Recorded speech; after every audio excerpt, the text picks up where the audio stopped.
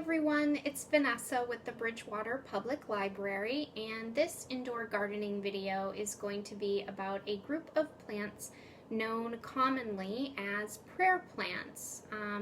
They are in the Marentaceae family, and within that family is different genus or species, varieties of plants, different types of prayer plants. I have two different types here that I'm going to talk about.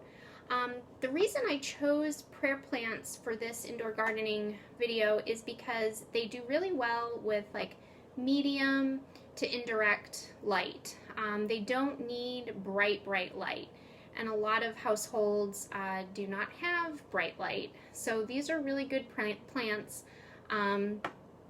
that can tolerate kind of a lower light condition or fluorescent light or a northeastern exposure of a window.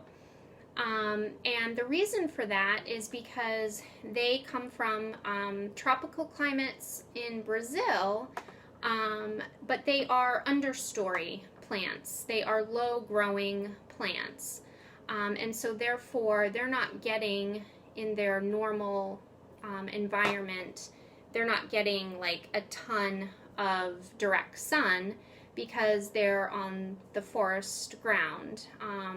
This one, you know, they usually grow pretty compact.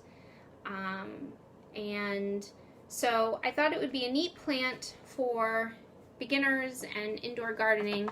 They can be a little bit fussy to take care of, but once you get the handle of it and know some tips, they're pretty easy to grow. So I'll get right into it. So this first guy that I was able to borrow from someone is a Maranta lucanura. Hopefully I'm pronouncing that right. But a Maranta, and it's got this really cool leaf design. A lot of prayer plants do. That's what they're known for, is their beautiful foliage. This is almost like a velvet type with the different stripes. And on the bottom, you can see is like a reddish tone, maroonish tone. And a lot of prayer plants have a reddish maroon tone to purple. This is a different genus. This is Tenanthe, Burley Marxii, and it's got more of a purple underside on the leaf. So that's really common, and then also you can see all the really cool stripes, markings on this one. So the reason why it's a different color on the bottom of their leaves is because that actually helps the sunlight not to go through the leaf completely. The coloring actually causes the sunlight to like bounce back up, which is a really good thing for these plants because, like I've said, they're understory plants that grow low and don't need as much light. So that's kind of the reason for that coloring. The other good thing to know about these plants is that they like moist soil. So you can know when to water them when the first like 2 inches of the soil feels dry, then you should water. So depending on where you are, like I get away with going once a week, but you may want to do twice a week. They like their soil to stay moist, and they like humid environments. They do not do so well when it's cold and you have dry heat, or even in the summer if the AC is going. They're not going to like that because they just like a lot of humidity. If you don't have a humidifier, you could always mist them. That's a great way to get extra moisture. The other thing about watering is you could do a pebble tray. If you've never heard of a pebble tray, you just take any shallow, you could even take this, and you fill it with pebbles, rocks, but you want to put water in it first and the pebbles and rocks on top. You don't let the water go above the pebbles or rocks. You want the water to be kind of lower than that, than the top of the rocks. And then you would just sit the plant on top, and that will actually, the water will evaporate up and kind of give some extra humidity, moisture. The reason you don't want the water to be like overflowing above the rocks is because you don't want it to be sitting in wet, the plant, the base of it, because that could cause root rot.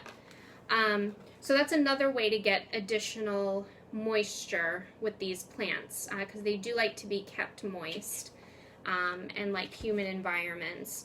Once you get the watering and the light conditions down, they're usually very easy growing, fast growing plants. This one, the Burley Marxii, really like it. Just I've repotted it once. It really has taken off. So they're really pretty neat, striking plants for their really cool design on their leaves.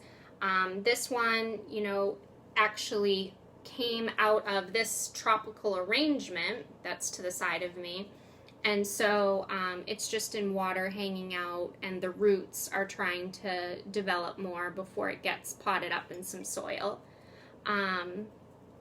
The way you know if a prayer plant needs water is if their leaves are really like curling in and staying that way. Now, the cool thing to know about prayer plants and why they're called prayer plants is because these leaves at night will actually curl anyways. They're going to close up. It's almost, that's like they're praying. During the day, they fold down.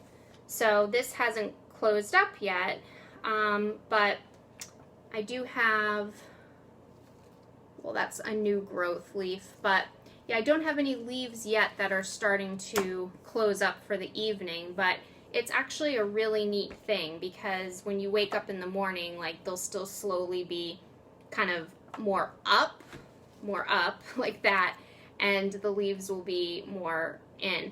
But if it stays that way, like throughout the day, then you know it needs water. You know it's not just doing its normal prayer plant thing where it closes up at night. The curling, and if it seems more permanent, it means it needs more water. Let's see. They are non-toxic, so that's really great. They're pet-friendly, people-friendly, kid-friendly, so you don't have to worry about that.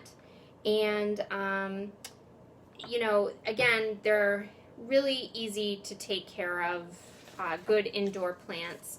They rest in the winter, and then they grow in the spring. So a good time to repot, if you have to repot, because like this guy grows so quickly, a good time would be the spring. And when you repot, you do not need to worry too much about having like a porous, really well-draining soil.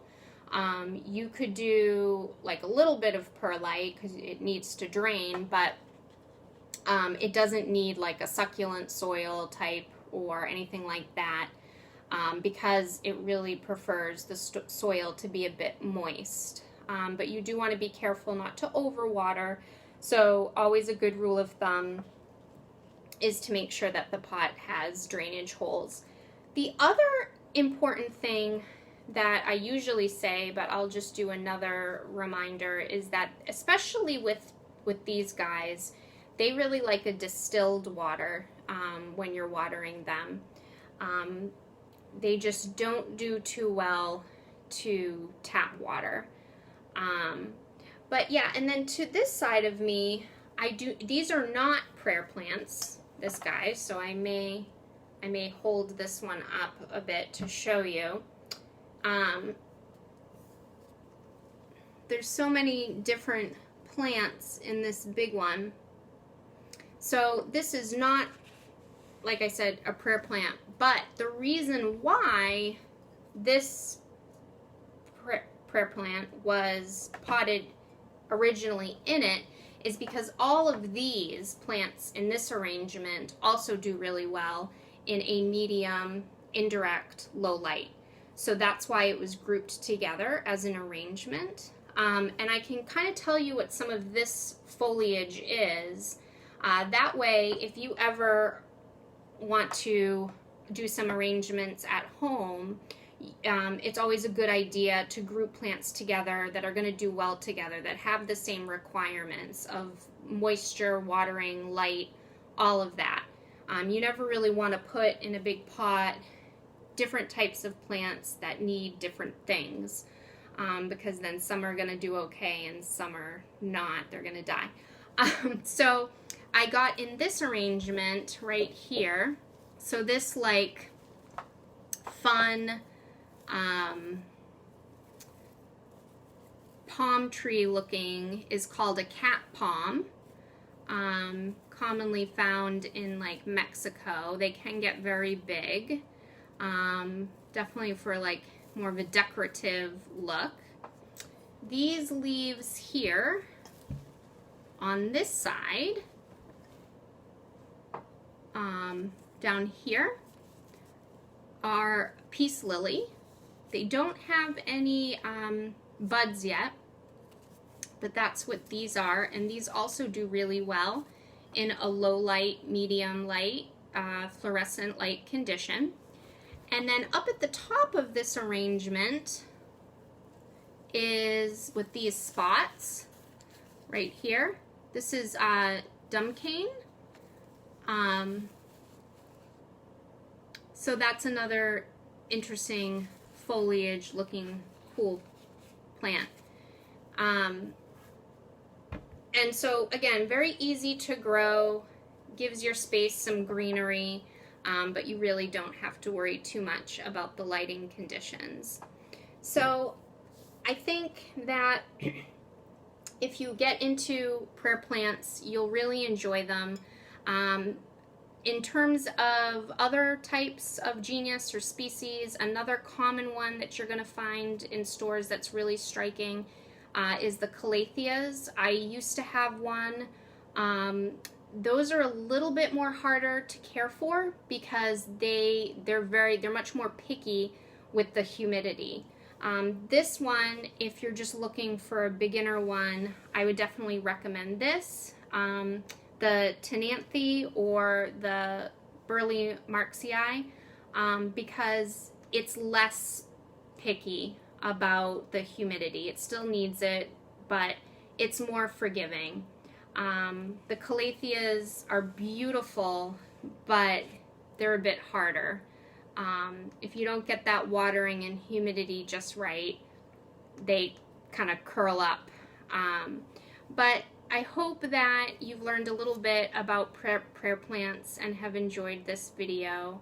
And they're just so pretty to have. I'll do another little close-up. Alright guys, that's it for this one. Have a good day. Bye-bye.